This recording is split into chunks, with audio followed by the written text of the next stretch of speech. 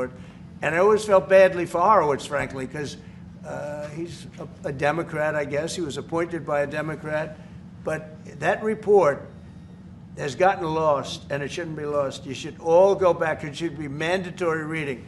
Go back and read the Horowitz report on Comey and his cronies. And you'll see exactly, we're going to add that to all the stuff that we found. It just confirms it. But what we found is even more so. Now, we found absolute, this isn't like evidence, this is like proof, irrefutable proof that Obama was seditious, that Obama was trying to lead a coup. And it was with Hillary Clinton, with all these other people. But Obama headed it up. And, I get a kick when I hear everyone talks about people I never even heard of. It was this one. No. It was Obama. He headed it up.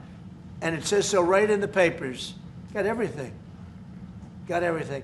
This is the biggest scandal in the history of our country. And it really goes on to even the Autopen, because it all relates to the same thing. It all started, the same sick minds. You have an Autopen, which is a tremendous, well, we don't have a president. We have an Autopen that signs everything.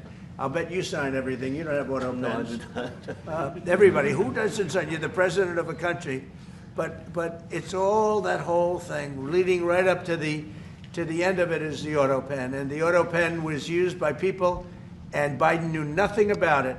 Biden knew nothing about it. They were signing documents that he knew nothing about. As an example, they released the Unselect Committee of Liability.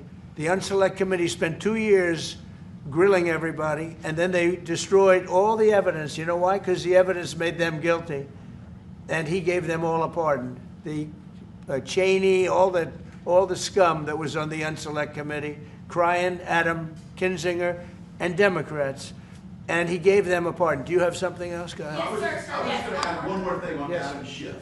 Director Pulte reports that Adam Schiff claims he lived in a one-bedroom apartment. Now, how does a family of four, and you're a developer, a very successful developer, how does a family of four live in a one-bedroom apartment? No, it looks like Adam Schiff really did a bad thing. They have him.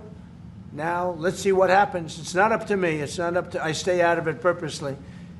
But it's mortgage loan fraud. It's a big deal. He defrauded banks and insurance companies and the federal government. But it's very simple. It's mortgage loan fraud. And you're right. That's a lot of people to live in a one-bedroom apartment, right? But he put it down. But he has a lot of other things far worse than that. So, no, Adam Schiff, they have him 100% on mortgage fraud. Now, if there's anybody else in this room except you would have no problem. But anybody else in this room, you'd have a problem. I'd have a problem. Yeah, please. So there was a hearing yesterday in the Harvard case. Would you allow Harvard to get their federal dollars back as a part of any agreement with the administration? No, I'm not giving. Harvard's been given $7 billion. Can you believe it? By the $7 billion, and we want money to go to all universities, not Harvard. Harvard got more than anybody else. They have $52 billion. They get huge tax incentives and tax breaks on that $52 billion. But they have $52 billion, and they got $7 billion over a short period of time. And we have a very hostile judge appointed by Barack Hussein Obama, a very, very hostile judge who knows exactly right from wrong, but we expect to win it on appeal. She hasn't given a decision yet, but she's very hostile, and she was put by Barack Hussein Obama, and generally speaking, anybody that does that, we're gonna have problems with. So we don't expect to have. We won the case yesterday. Anybody that was there, that was a neutral, would say we easily won the case.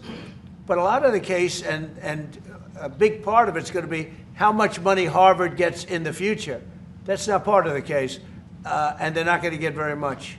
Mr. President, where are we in terms of negotiating about the reciprocal tariff? How far are we from With the Philippines? Yes, Oh. sir. How far Are you from the Philippines? Yes, sir. Good. I'm from the Philippines. How far are we from achieving?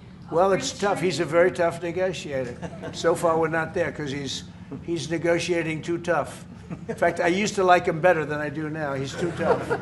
But we'll probably agree to something. But he's strong, a strong negotiator. He loves your country.